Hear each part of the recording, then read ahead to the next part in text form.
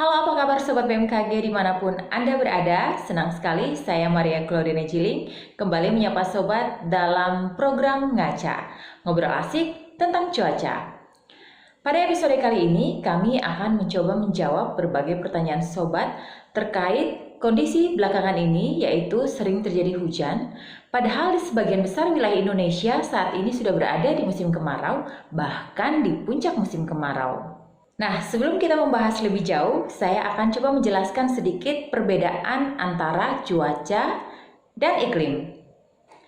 Cuaca merupakan kondisi atmosfer di suatu tempat dalam kurun waktu yang singkat, sedangkan iklim merupakan kondisi atmosfer di suatu tempat dalam kurun waktu yang panjang. Nah, di sini jelas bahwa perbedaan mendasar antara cuaca dan iklim adalah rentang waktu. Berbicara tentang musim, tentunya ini berkaitan dengan iklim. Namun, musim juga terbentuk dari kecenderungan cuaca yang terjadi.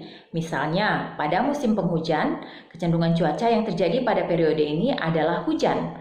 Sedangkan pada musim kemarau, kecenderungan cuaca yang terjadi pada periode ini adalah cerah, panas, dan terik. Kembali lagi ke pertanyaan awal, kenapa masih sering terjadi hujan padahal kita sudah berada di musim kemarau? Nah, di episode kali ini kami akan menghadirkan seorang narasumber yaitu Prakirawan Senior Dr. Ida Pramowardhani yang akan menjawab tentang fenomena yang sedang terjadi saat ini. Yuk kita simak bersama penjelasannya. Sebelum menjawab pertanyaan mengenai mengapa hujan masih sering terjadi pada saat musim kemarau, ada baiknya kita terlebih dahulu memahami bahwa bukan berarti pada saat musim hujan tidak ada hari-hari dengan kondisi cuaca cerah. Begitu juga demikian pada saat musim kemarau bukan berarti tidak ada hujan sama sekali yang terjadi. Ada beberapa faktor yang menjadi penyebab mengapa hujan dengan intensitas tinggi masih terjadi di Indonesia. Yang pertama adalah hangatnya suhu muka laut dan anomali suhu muka laut di wilayah Indonesia. Anomali suhu muka laut ini adalah perbedaan suhu muka laut pada waktu pengamatan dengan kondisi normalnya. Kondisi ini terjadi terutama di wilayah perairan barat Sumatera, perairan selatan Jawa, Laut Banda, Laut Maluku, Laut Halmahera, Laut Arafuru yang kemudian mampu memberikan suplai uap air terhadap pembentukan awan-awan hujan di Indonesia. Faktor kedua adalah beberapa kali teramati aktifnya gelombang atmosfer atau gelombang ekuator di atas wilayah Indonesia, seperti gelombang Rossby ekuator, gelombang Kelvin, dan gelombang tipe low yang akhirnya berkontribusi pada peningkatan aktivitas pembentukan awan di Indonesia. Faktor ketiga adalah kondisi atmosfer yang labil yang didukung oleh topografi wilayah Indonesia yang mampu mendukung proses pertumbuhan awan dari proses konvektif. Interaksi antara faktor-faktor meteorologis tersebut dapat menyebabkan potensi hujan yang tinggi di wilayah Indonesia meskipun pada musim kemarau.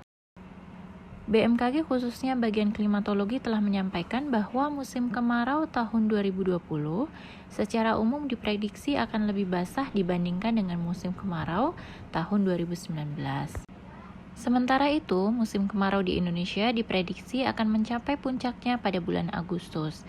Dan pada bulan Agustus juga, lebih dari 80% wilayah di Indonesia masih mengalami musim kemarau.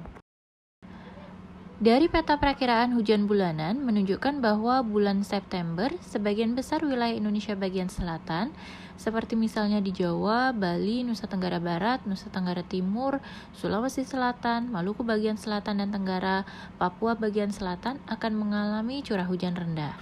Curah hujan ini akan berangsur meningkat pada bulan Oktober, dan pada bulan November, sebagian besar wilayah Indonesia, kecuali Bali, Nusa Tenggara Barat, Nusa Tenggara Timur, Maluku bagian selatan, dan Papua bagian selatan, akan mengalami curah hujan bulanan yang tinggi. Kami juga menyampaikan himbauan kepada Sobat BMKG agar tetap waspada terhadap potensi terjadinya hujan yang disertai dengan kilat petir dan angin kencang berdurasi singkat, khususnya di wilayah dengan topografi berupa perbukitan dan pegunungan, karena di wilayah tersebut proses pengangkatan massa udara labil akan lebih mudah terbentuk, dan yang pada akhirnya akan mengakibatkan atau menimbulkan potensi hujan meskipun pada dalam periode musim kemarau. Kami juga menyampaikan himbauan kepada masyarakat yang tinggal di wilayah yang mudah terjadi kebakaran hutan, karena dalam periode ini, di musim kemarau ini, potensi kebakaran hutan akan lebih mudah terjadi. Misalnya saja di wilayah Nusa Tenggara Timur. Nah, demikian tadi penjelasan yang sangat lengkap yang disampaikan oleh prakirawan senior kami, Dr. Ida Pramuwardani.